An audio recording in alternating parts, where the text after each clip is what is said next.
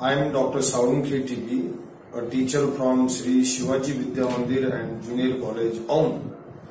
Students, in the earlier session, we discussed two significant figures of speech, alliteration and repetition. We studied both the figures of speech, alliteration and repetition simultaneously because there is a commonness between alliteration and repetition, though there is a slight difference on the basis of sound and a word.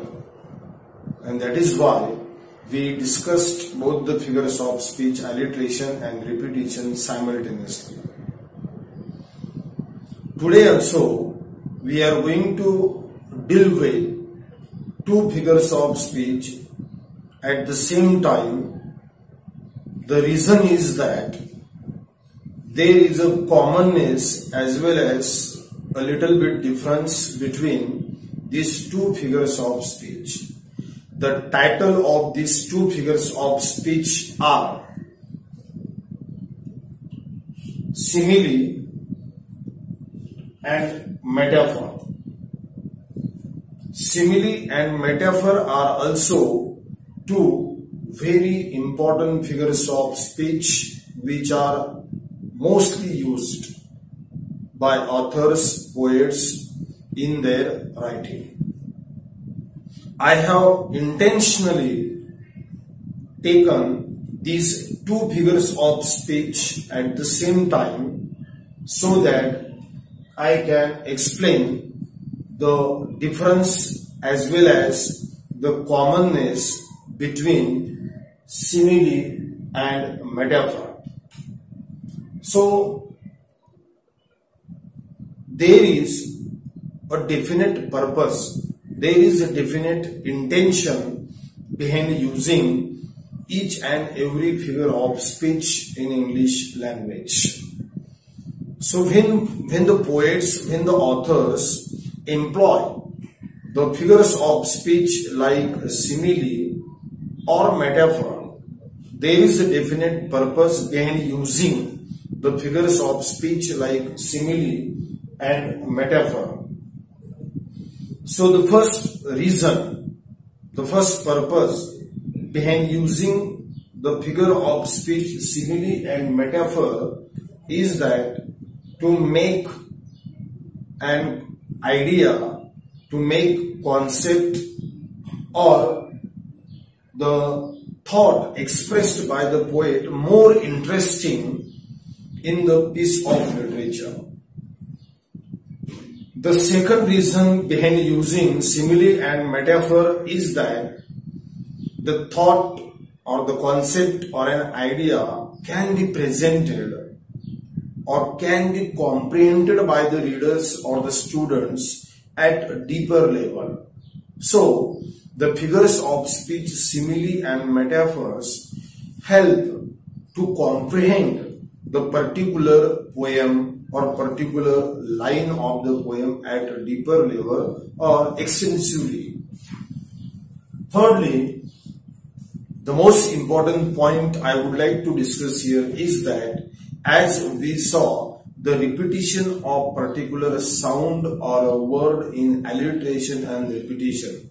So the repetition is the base of alliteration and repetition as we studied in the earlier session. When we come to simile and metaphor, the base of simile and metaphor is the comparison. So comparison is made in both simile as well as in metaphor. So what is compare?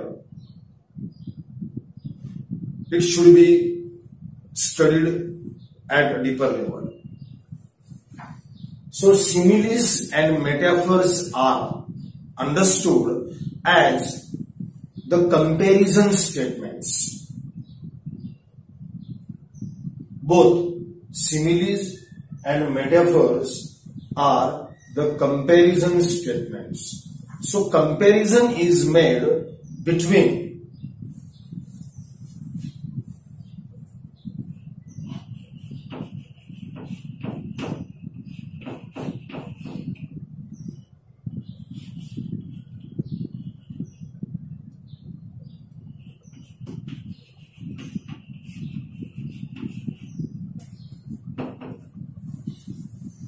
See, I have written two words on the board.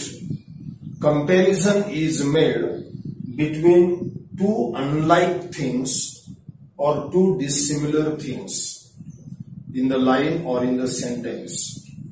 So when one thing is compared with another thing, that is called comparison. So we find comparison in both simile and metaphor. So what is the difference between simile and metaphor? One point I have made you clear, that there is comparison in both simile and metaphor. Two different things, two dissimilar things, two unlike things are compared in simile as well as in metaphor. Then what is the difference between simile and metaphor if the comparison is made between two dissimilar things or two unlike things in both the figures of speech? So the difference is that in simile, when two things are compared, the markers of comparison, or we can call them relational indicators like as and like, are used in simile. When two things are being compared in simile, these two things are compared with the help of the relational indicators like or as, and then the comparison is made. For example, the officer wandered as a cloud in the city. So if you look at this sentence, then it will be clear that what is compared and how is compared in the figure of speech simile. So let us look at this sentence. The officer wandered as a cloud in the city. So in this sentence, two different things are being compared. The first thing is the officer, and the second thing with which an officer is compared is a cloud.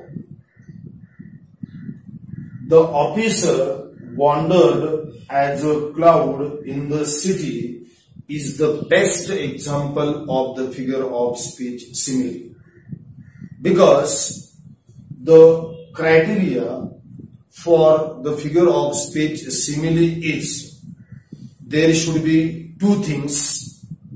These two things should be unlike, different, dissimilar. The officer, and the second thing is a cloud.